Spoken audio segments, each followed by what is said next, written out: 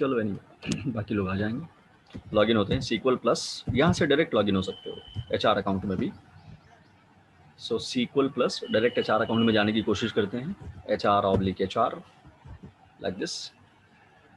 बल्कि सही तरीका मैं बता रहा हूँ, ये सही तरीका नहीं है। सबसे पहले एज sysdba लॉगिन हो जाओ, तो SQL प्लस /sysdba। मैं लॉगिन हो गया, क्लियर स्क्रीन। और अब कनेक्ट करते हैं कौन। जब SQL प्लस से एडमिन लॉगिन हो गया, तो अब हम कौन से यूज़र में जाएंगे, यानी एडमिन जो है कौन कमांड से एक यूज़र को कनेक्ट करेगा। सो कनेक्ट करो HR/HR को। HR user name, HR password है। और अगर 11G में हो तो इतने से ही तुम्हारा काम चलने वाला है। तुम्हें मालूम है कि 11G में हो तो एंटर प्रेस कर देना है, बट अगर 18C में हो तो तुम्हें प्लगेबल डेटाबेस का नाम बताना है। तो उसके लिए local host /exepdb1 enter, connected. So HR connect हो गया, और HR के पास जो टेबल है वो है एम्प्लॉय। जिस टेबल में भी हम काम कर रहे थे उस टेबल का नाम है एम्प्लॉय। एम्प्लॉय टेबल को अगर स्ट्रक्चर एम्प्लॉय टेबल का देखना हो तो कैसे देखोगे, मतलब ये कि एम्प्लॉय टेबल में जो डेटा हमारा है वो किस स्ट्रक्चर में रखा हुआ है। सो उसको देखने का तरीका क्या है। स्ट्रक्चर का मतलब टेबल है। टेबल कैसे बनती है, टेबल बनाने के लिए रो और कॉलम हम लोग यूज़ करते हैं। सो अगर मैं सेलेक्ट करूँ सारी रोज, कैसे करोगे, कौन से कमांड है उसके लिए, मैंने लास्ट टाइम भी बताया था कि अगर एम्प्लॉई, सॉरी कर्सर कहाँ गया मेरा, ओके होल्ड ऑन। हाँ, अगर हमें ये पता करना है कि HR के अकाउंट में कुल कितनी टेबल्स हैं, अगर ये जानकारी निकालनी है, तो मैंने पहले भी बताया था कि इसको कैसे कर सकते हो, how can you do that. So let me show you. Select table underscore name, table का नाम बताओ कहाँ से। किसी भी यूज़र के अकाउंट में जितनी भी टेबल्स हैं वो सारी की सारी टेबल्स एक दूसरे व्यू में मौजूद हैं, जिस व्यू का नाम है यूज़र_टेबल्स। यूज़र_टेबल्स। तो सेलेक्ट करो टेबल का नाम कहाँ से, यूज़र_टेबल्स। इस कमांड को समझो। इस कमांड का मतलब क्या है। इस कमांड का मतलब ये है कि HR ये कह रहा है ओरेकल से कि तुम्हारे पास यूज़र टेबल्स नाम की एक व्यू पड़ी हुई है, उस व्यू में जितने भी टेबल के नाम है वो मुझे दिखाओ। तो ओरेकल इंजन ने यूज़र_टेबल्स नाम की व्यू में जितने भी टेबल पड़े हुए थे उन टेबल्स का नाम निकाल के दिया। तो ये जो जगह है ये ओरेकल के पास है, और इस जगह में HR के अकाउंट में जितनी भी टेबल्स पड़ी हुई हैं उनका नाम पड़ा हुआ है। तो हमने वही चीज़ निकाली, सेलेक्ट किया टेबल्स के नेम कहाँ से, यूज़र टेबल्स जो ओरेकल के पास जो जगह है वहाँ से। तो कुल कितनी टेबल्स हैं, रीजन है, कंट्री है, लोकेशन है, डिपार्टमेंट है, इतनी सारी टेबल्स मौजूद हैं। इनमें एक टेबल है एम्प्लॉइज़। अब मान लो HR ओरेकल इंजन से ये कहना चाहता है कि एम्प्लॉइज़ नाम की टेबल में जितनी रोज़ हैं वो सारी रोज़ मुझे दिखा दो। तो वो कमांड मैंने कल भी बताया था, क्या कमांड होगा, सेलेक्ट कमांड होगा। कैसे लिखते हैं, सेलेक्ट कितने कॉलम। अब एम्प्लॉइज़ नाम की टेबल में कॉलम्स होंगे, तो कितने कॉलम, सारे कॉलम निकालने हैं तो स्टार बताओगे। So star, select star. Star का मतलब है सारे कॉलम्स फ्रॉम, टेबल का नाम क्या है, एम्प्लॉइज। ओके, सो HR ये कह रहा है ओरेकल से कि ओके ओरेकल, सारे कॉलम सेलेक्ट करो फ्रॉम, यानी कहाँ से, किस टेबल से, एम्प्लॉइज नाम के टेबल से। ओके, तो ओरेकल क्या करेगा, HR के अकाउंट में जाएगा, एम्प्लॉइज नाम की टेबल सर्च करेगा, और एम्प्लॉइज नाम की टेबल से सारे के सारे रोज, सारे के सारे कॉलम्स निकाल लेगा और दिखा देगा। तो ये देखो डेटा निकल के आ रहा है एम्प्लॉय टेबल से, 107 रोज निकल के आई। जो मैंने कल बताया था कि हर एक रो में कितनी जानकारी निकल के आ रही है, एम्प्लॉय की ID, first name, last name, employee का ईमेल, एम्प्लॉय का फ़ोन नंबर, एम्प्लॉय की हायर डेट, एम्प्लॉय की जॉब ID, एम्प्लॉय की सैलरी, एम्प्लॉय का कमीशन %, एम्प्लॉय का मैनेजर ID, एम्प्लॉय का डिपार्टमेंट ID। अब इसका मतलब भी समझ लो ना। देखो जो भी एम्प्लॉय हैं इस टेबल में जो जानकारी रखी हुई है एम्प्लॉइज़ नाम की टेबल में, उस एम्प्लॉइज़ नाम की टेबल में एम्प्लॉइज़ की जो जानकारी रखी हुई है, उस टेबल में हर एक एम्प्लॉयी की कौन-कौन सी जानकारी स्टोर करके रखी गई है। हर एक एम्प्लॉयी के पास, जैसे हर एक स्टूडेंट के पास, आप अगर चले जाओ अपने कॉलेज में और स्टूडेंट रजिस्टर उठाओ तो उसमें क्या-क्या जानकारी रखी होती है कि स्टूडेंट रजिस्टर में स्टूडेंट का रोल नंबर, स्टूडेंट का फर्स्ट नेम, स्टूडेंट का लास्ट नेम, स्टूडेंट की ईमेल आईडी, उसका फ़ोन नंबर, ये सारी जानकारी आपके यहाँ आपके स्कूल में, स्कूल के डेटाबेस में स्टूडेंट की रखी जाती है, हर एक स्टूडेंट की। वैसे ही एम्प्लॉइज़ नाम की टेबल में एम्प्लॉइज़ की जानकारी रखी गई है। एम्प्लॉइज़ की जानकारी में कौन-कौन सी जानकारी रखी गई है? हर एक एम्प्लॉयी के पास एक आईडी होगी, जैसे हर एक स्टूडेंट के पास रोल नंबर होता है, हर एक स्टूडेंट के पास फर्स्ट नेम, लास्ट नेम होता है, हर एक एम्प्लॉयी के पास भी फर्स्ट नेम, लास्ट नेम होता है। हर एक एम्प्लॉयी की ईमेल, एवरी एम्प्लॉयी, हर एक एम्प्लॉयी का अपना पर्सनल फ़ोन नंबर होगा, एम्प्लॉयी की नौकरी कब लगी थी, एम्प्लॉयी जो जॉब करता है उस जॉब की आईडी क्या है, एम्प्लॉयी को तनख्वाह कितनी मिलती है, एम्प्लॉयी को उसके काम के हिसाब से कमीशन कितना मिलता है, एम्प्लॉयी को जो मैनेजर मैनेज करता है उसकी आईडी क्या है, एम्प्लॉयी जिस डिपार्टमेंट में काम करता है उस डिपार्टमेंट की आईडी क्या है। तो ये सारी की सारी जो जानकारियां हैं, कॉलम्स अगर गिन लो, 1 2 3 4 5 6 7 8 9 10, 10 कॉलम में जो जानकारी निकल के आ रही है, हर एक कॉलम में एम्प्लॉय से रिलेटेड कोई ना कोई खास जानकारी रखी हुई है। नाउ लेट्स कम हियर, और यहाँ पर अब मान लो अगला कमांड जो मैं दिखाना चाहता हूँ, मैं ये जानना चाहता हूँ कि एम्प्लॉयज़ नाम की टेबल में, जैसे कि मैं दिखाता हूँ आपको फिर से ये वाला command, select table name from users table. HR के यूजर्स टेबल में जितने टेबल पड़े हुए थे उनका नाम निकाला हमने, उनमें से ये सारी की सारी टेबल्स मौजूद हैं, उनमें से एक टेबल कौन सी है, एम्प्लॉयज़, इसी में मेरा फोकस है। तो मैं ये जानना चाहता हूँ कि एचआर के पास जो एम्प्लॉयज़ नाम की टेबल है उसमें कितने कॉलम हैं। हालांकि कॉलम तो हम यहाँ से गिन सकते हैं, 1 2 3 4, अभी मैंने गिना 11 कॉलम्स है। लेकिन मैं कमांड, कौन सा ऐसा कमांड लिखूं जो कमांड मुझे ये बता दे कि एचआर के अकाउंट में एम्प्लॉयज़ नाम की जो टेबल है उस एम्प्लॉयज़ नाम की टेबल में कौन कौन से कॉलम्स हैं, यानी ये सारे के सारे कॉलम्स का डिटेल मुझे मिल जाए। तो उसके लिए मैं कहूँगा डिस्क्राइब। डिस्क्राइब पूरा लिखने की ज़रूरत नहीं है, अगर आपने DESC लिख दिया किसी भी कमांड का 4 अक्षर अगर आप लिख देते हो, शुरुआती 4 अक्षर। अब डिस्क्राइब का स्पेलिंग क्या है, DESCRIBE, मैंने इसका शुरुआती 4 अक्षर, आप चाहो तो डिस्क्राइब लिख दो, आपकी मर्जी। डिस्क्राइब, किस टेबल को डिस्क्राइब कराना चाहते हो ओरेकल से, एम्प्लॉइज, टेबल का नाम लिखो। तो फर्स्ट कमांड का फर्स्ट पार्ट है डिस्क्राइब, सेकेंड पार्ट है टेबल का नाम। सो डिस्क्राइब करो किसको, एम्प्लॉइज को। सो मैंने कमांड लॉन्च किया, डिस्क्राइब करो एम्प्लॉइज को, और मैं यहाँ पर क्या करने वाला हूँ, semicolon and enter. So employees की स्पेलिंग गलत होगी। अगर किसी ऐसी टेबल को अपनी क्वेरी में लिखोगे जो टेबल मौजूद नहीं है तो ओरेकल इंजन तुमको एरर देगा, ऑब्जेक्ट डज नॉट एग्जिस्ट। इसका मतलब ये हुआ कि ये वाली टेबल डेटाबेस में मौजूद नहीं है। तो मैं स्पेलिंग सही करूंगा, एम्प्लॉइज में डबल ही था, सो एम्प्लॉइज। अब ये कमांड ध्यान से देखो, डिस्क्राइब एम्प्लॉइज। एचआर ने कहा ओरेकल इंजन से कि मुझे एम्प्लॉइज नाम की टेबल का स्ट्रक्चर बताओ, डेटा नहीं बल्कि स्ट्रक्चर बताओ।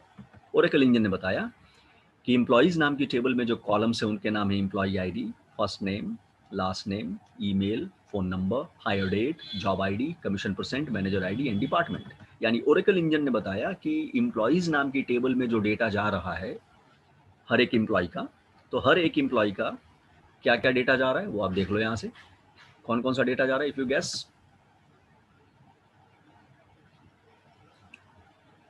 सो कौन कौन सा डेटा जा रहा है, लुक किया। हर एक एम्प्लॉय का employee ID, first name, last name, email, phone number, hire date, job ID, salary, commission percent, manager ID, ये सारी चीज़ें जा रही है। सवाल ये है कि राइट हैंड साइड में क्या लिखा हुआ है।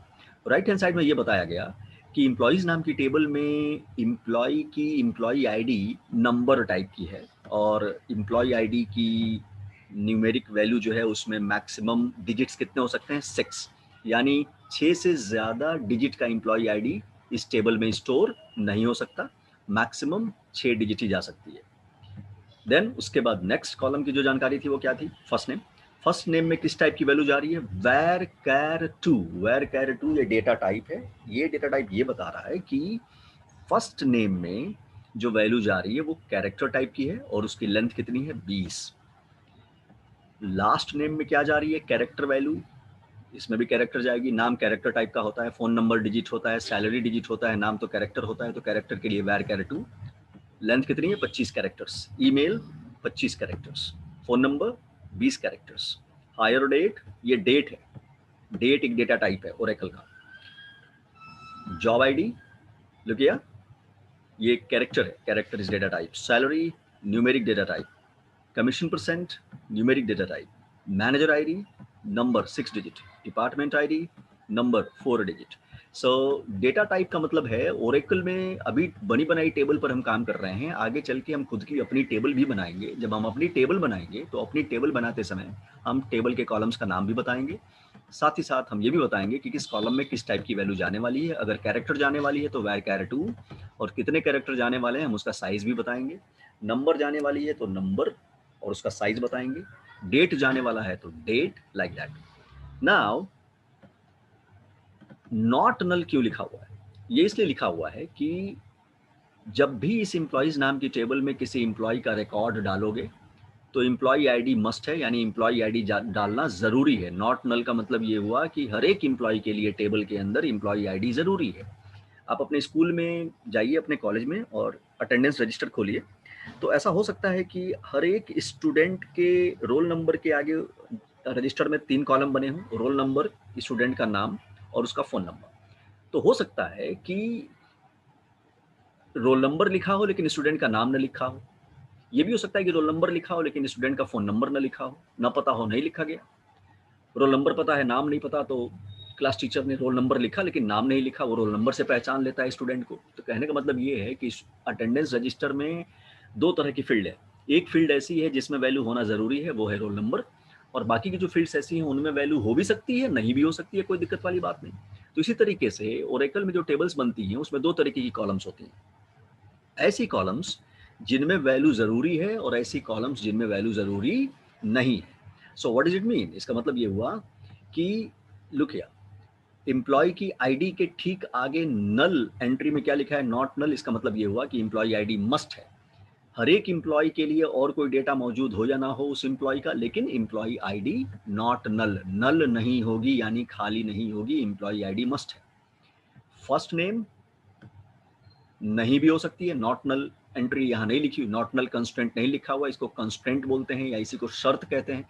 तो लास्ट नेम पर, फर्स्ट नेम पर लुक हियर, नॉट नल नहीं लिखा है, यानी हो सकता है कि किसी पर्टिकुलर एम्प्लॉय के लिए उसका फर्स्ट नेम पता ना हो, लेकिन हर एक एम्प्लॉय का लास्ट नेम हर हाल में होना चाहिए। हर एक एम्प्लॉय का फ़ोन नंबर ज़रूरी नहीं कि पता हो, ब्लैंक भी हो सकता है, लेकिन हर एक एम्प्लॉय का हायर डेट हर हाल में होना चाहिए टेबल के अंदर। हर एक एम्प्लॉय की जॉब आईडी खाली नहीं हो सकती, हर हाल में होगी। Salary, commission percent, manager ID, department, ये जानकारी नहीं भी है टेबल के अंदर रो में तो कोई दिक्कत नहीं है। यानी इन 11 फील्ड्स में से 1, 2, 3, 4, 5 फील्ड्स ऐसी हैं जिनमें जानकारी होना ज़रूरी है, दैट इज़ मस्ट। नाउ अब अगर आओ तो नंबर डेटा टाइप में जब तुम देखोगे यहाँ कमीशन परसेंट में, तो यहाँ 8,2 लिखा हुआ है। ऊपर एम्प्लॉय आईडी में नंबर डेटा टाइप में 6 लिखा हुआ था, तो इसका मतलब ये था कि एम्प्लॉय की आईडी अधिकतम 6 अंकों की हो सकती है, उससे कम अंक भी हो सकते हैं। लेकिन कमीशन परसेंट के केस में लिखा हुआ था, या सैलरी के केस में 8,2। इसका मतलब क्या हुआ? इसका मतलब ये हुआ कि सैलरी में टोटल अंकों की संख्या कितनी होगी? 8 होगी। टोटल अंकों की संख्या कितनी होगी? 8 होगी, और उसके बाद 2 डेसिमल प्लेसेस भी हो सकते हैं।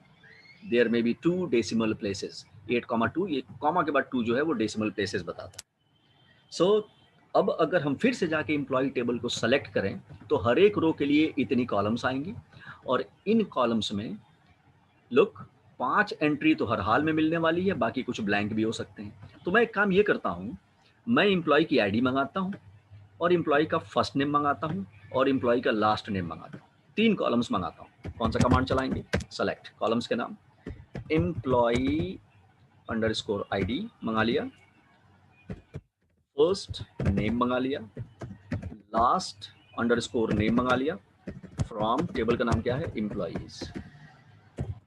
ओके, 3 फील्ड्स निकल के आएंगी। इन तीनों फील्ड्स को अगर हम एक्सप्लोर करें, ये देखो फिर से डिवाइडर लाइन बीच में आ गई। मैंने कल बताया था कि इसके लिए क्या करोगे, एक कमांड है सेट पेज साइज, और इसकी वैल्यू सेट कर दो। कम से कम मैं 110 सेट करने वाला हूँ। इस कमांड का कोई रिजल्ट नहीं मिलेगा, बल्कि ये कमांड क्या करेगा, एक बार में कितनी रोज को बिना इस लाइन ब्रेक के डिस्प्ले करेगा? 110, और 107 रोज हैं तो no problem at all. Select करते हैं, ये देखो सारे 107 एक साथ आ गए। अगर यहाँ ध्यान से देखें तो कोई भी ऐसा रिकॉर्ड यहाँ पर मौजूद नहीं है जिसका फर्स्ट नेम और लास्ट नेम दोनों मौजूद ना हो। आईडी कंपलसरी थी, आने ही वाली है। फर्स्ट नेम ऑप्शनल था। फर्स्ट नेम में आप ध्यान दो ऊपर, तो फर्स्ट नेम में लिखा हुआ था यहाँ पर स्ट्रक्चर जब मैंने निकाला था टेबल का डिस्क्राइब कमांड चला के, तो मैं थोड़ा सा वो डिस्क्राइब कमांड वाला आपको आउटपुट दिखा दूँ। ये रहा डिस्क्राइब कमांड। डिस्क्राइब कमांड में जब आप देखोगे तो लिखा हुआ था कि फर्स्ट नेम हो भी सकता है, नहीं भी हो सकता है, बट कोइंसिडेंटली फर्स्ट नेम भी मौजूद है, लास्ट नेम भी मौजूद है। 107 रोज आई हैं, 107 एम्प्लॉइज का डेटा आया है रो वाइज। रो देख सकते हो कितने कॉलम है, एक कॉलम, दो कॉलम, तीन कॉलम, तीनों कॉलम में डेटा देख सकते हो।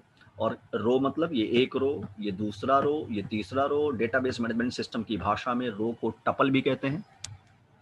तो अब अगर मैं फोन नंबर भी इसमें ऐड कर दूं, तो क्वेरी में लास्ट नेम के बाद मैं क्या मंगाने वाला हूं, फोन। अब मुझे कॉलम का नाम याद नहीं है, तो जब भी कॉलम का नाम भूल जाओ तो डिस्क्राइब कमांड चला लो और वहां से स्ट्रक्चर में जाके कॉलम का नाम एक्सेस कर लो। फोन अंडर स्कोर नंबर, ये है कॉलम का नाम। तो मैं जाऊंगा नीचे और कमांड में एक और कॉलम इंक्लूड करूंगा, फोन नंबर। अब अगर हम फोन नंबर वाले कॉलम में देखें तो फोन नंबर भी सबका मौजूद है। 107 रिकॉर्ड्स के लिए 107 फोन नंबर्स भी मौजूद हैं, जबकि हमने वहां पर देखा था कि कुछ केस में फोन नंबर किसी का अगर पता नहीं है तो वहां पर नल भी हो सकता है। अब मैं जाता हूं कमीशन परसेंट को निकालने, तो कमीशन अंडरस्कोर पीसीटी एक कॉलम में और मंगाऊंगा। चलो भाई आ जाते हैं, एक कॉलम और मंगाते हैं। तो बल्कि मैं यहीं पर फोन नंबर की बजाय कमीशन अंडरस्कोर पीसीटी मंगाता हूं और ये देखते हैं कमीशन अंडरस्कोर पीसीटी यानी कमीशन परसेंट। और ये देखो अब वो बात सामने आ गई कि कमीशन परसेंट के स्ट्रक्चर में, टेबल के स्ट्रक्चर में कमीशन परसेंट कॉलम में नॉट नल कंस्ट्रेंट नहीं लगा था, यानी कहीं कहीं कमीशन परसेंट मिसिंग हो सकता है कुछ एम्प्लॉइज के लिए। तो अगर हम यहाँ पर जाएं तो आप देख सकते हो कि यहाँ पर look here is it, commission percent. ये सारे एम्प्लॉइज जो हैं, इन एम्प्लॉइज का कमीशन परसेंट अभी तक कंपनी में तय नहीं किया गया था, तो उनका परसेंटेज तय नहीं था। वहीं कुछ एम्प्लॉइज ऐसे थे जिनके लिए कमीशन परसेंट मौजूद था। फिर 180 के बाद बाकी के एम्प्लॉइज ऐसे हैं जिनके लिए कमीशन परसेंट मौजूद नहीं है। मेरे कहने का मतलब जो ये चीज़ मैं दिखाना चाहता था वो ये कि जिस कॉलम के साथ नॉट नल लगा है उस कॉलम में एंट्री हर हाल में मिलेगी, जैसे एम्प्लॉय आईडी और लास्ट नेम कॉलम में। जिन कॉलम्स के साथ नॉट नल कंस्ट्रेंट नहीं लगा है उन कॉलम्स में हो सकता है कि वैल्यू मिसिंग भी हो, जैसा कि तुमने कमीशन परसेंट में यहाँ पर देखा, as you are looking here. So ये जो कमांड मैंने अभी चलाया, सेलेक्ट ऑल फ्रॉम, दो तरीके के वर्जन्स मैंने बताए। एक तो ये बताया कि सारे कॉलम्स निकाल लो और सारी रोज निकाल लो, ये रहे सारे कॉलम्स सारी रोज।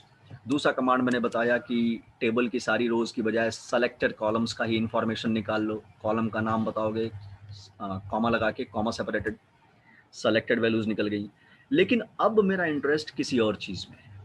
मैं पहले तो यहाँ से फर्स्ट नेम एम्प्लॉय की आईडी, फर्स्ट नेम और सैलरी मंगा लेता हूँ, SALARY सैलरी। कहाँ से, फ्रॉम एम्प्लॉइज। सो अगर ध्यान से देखा जाए तो एम्प्लॉय की सैलरी रेंज करती है, बहुत तरीके के एम्प्लॉय हैं, जैसे डोनाल्ड को $2600 मिलते हैं, लेकिन वहीं पर मिकाई को $13,000 मिलते हैं। लेक्स को तो और भी ज़्यादा मिलता है, लेक्स को मिलता है $17,000। मान लो मुझसे ये कहा गया एज अ ओरेकल DBA या कौन है अभी, HR से ये कहा गया कि ओके HR, ये बताओ कि तुम्हारी कंपनी में ऐसे कौन से एम्प्लॉय हैं जिनकी तनख्वाह 3,000 से कम है। तो 107 एम्प्लॉइज में अगर हम देख के बताने की कोशिश करें तो ऐसे एम्प्लॉइज हैं जिनकी तनख्वाह 3,000 से कम है, जैसे मिकाई की है, जैसे की है, जैसे हेजिल की है, जैसे जॉन की है, जैसे जोशुआ की है। तो बहुत सारे एम्प्लॉइज ऐसे हैं जिनकी तनख्वाह 3,000 से कम है। तो हमारी क्वेरी कैसे बनेगी, सेलेक्ट करो क्या क्या मांगा गया था हमसे, कहा गया था एम्प्लॉय आईडी बताओ, फर्स्ट नेम बताओ और सैलरी बताओ उन एम्प्लॉइज की जिनकी तनख्वाह 3,000 से कम है। तो अगर मैं यही एंटर कर दूं तब तो सारी सैलरी वाली एम्प्लॉई आ जाएंगे, इंक्लूड हो जाएंगे। लेकिन अब मुझे फिल्टर लगाना है, यानी employee ID first name salary को दिखाओ एम्प्लॉइज नाम के कॉलम से, जितने भी एम्प्लॉई हैं उनकी एम्प्लॉई आईडी, उनका फर्स्ट नेम, उनकी सैलरी दिखाओ। लेकिन एक शर्त है, शर्त लगाने के लिए हम कौन सा क्लॉज लिखते हैं, वेयर। वेयर जहां पर सैलरी की अमाउंट कम है कितने से, 3000 से। अब फिल्टर लग गया इम्प्लॉइज के ठीक बाद मैंने ये ये दो जो मैंने वर्ड्स बढ़ा दिए, बल्कि 3, वेयर सैलरी लेस देन 3000। तो अब इम्प्लॉइज नाम की टेबल से ये 3 कॉलम निकलेंगे, लेकिन केवल वही 3 कॉलम निकलेंगे जिनकी तनख्वाह 3000 से कम है। एंटर। सो अगर ध्यान से देखो तो ये रोज निकल के आई, और इसमें अगर ध्यान से देखो तो जो सैलरी आई है वो 3000 से कम की सैलरी आई है। ओके, नाउ सिमिलरली हम इस कमांड में ये भी कह सकते थे कि जिनकी सैलरी 3000 से ज्यादा है, तो select email ID employee ID first name salary from employees, और वेयर क्लास में हमने कंडीशन बताई जहां पर सैलरी 3000 से ज्यादा हो। सो सबकी सैलरी 3000 से ज्यादा आएगी, रो की जांच करो। हम ये भी कह सकते थे कि एम्प्लॉइज की सैलरी बीच में हो 3000 से 5000 के, तो हम कहेंगे सैलरी बिटवीन 3000 एंड 5000। सेलेक्ट करो employee ID first name salary column की वैल्यूज एम्प्लॉय नाम की टेबल से, लेकिन जहां पर एम्प्लॉय की सैलरी कितनी हो, how much, that is between 3000 to 500। Enter. Look here, सारी की सारी सैलरी 3000 से 5000 के बीच में है। मैंने सेलेक्ट कमांड को थोड़ा सा और आगे बढ़ाया, और अब मैं सेलेक्ट कमांड में डिस्कस कर रहा हूं आपसे range salary between this and that. So I am discussing about the range. Where clause के बाद, वेयर क्लास का रेंज नहीं, बल्कि बेहतर होगा मैं ये कहूँ कंडीशन, यानी एम्प्लॉइज नाम की टेबल से जो भी रोज निकलेंगी, वेयर क्लास कंडीशन बताएगा कि किस कंडीशन पर वो रोज निकलेंगी। नया चैप्टर आपका शुरू हो रहा है, मैंने इंट्रोड्यूस किया है आज, इसकी प्रैक्टिस करिए, फिर कल मैं इसी को आगे बढ़ाऊंगा, और हम वेयर क्लास में कौन कौन सी किस किस तरीके की कंडीशंस बना सकते हैं, यहाँ कौन कौन से ऑपरेटर्स यूज कर सकते हैं, कौन कौन से प्रेडिकेट्स यूज कर सकते हैं, कौन कौन सा पैटर्न मैचिंग यूज कर सकते हैं। तो ये एक पूरा चैप्टर है वेयर क्लास जो मैं आगे शुरू करने वाला हूँ।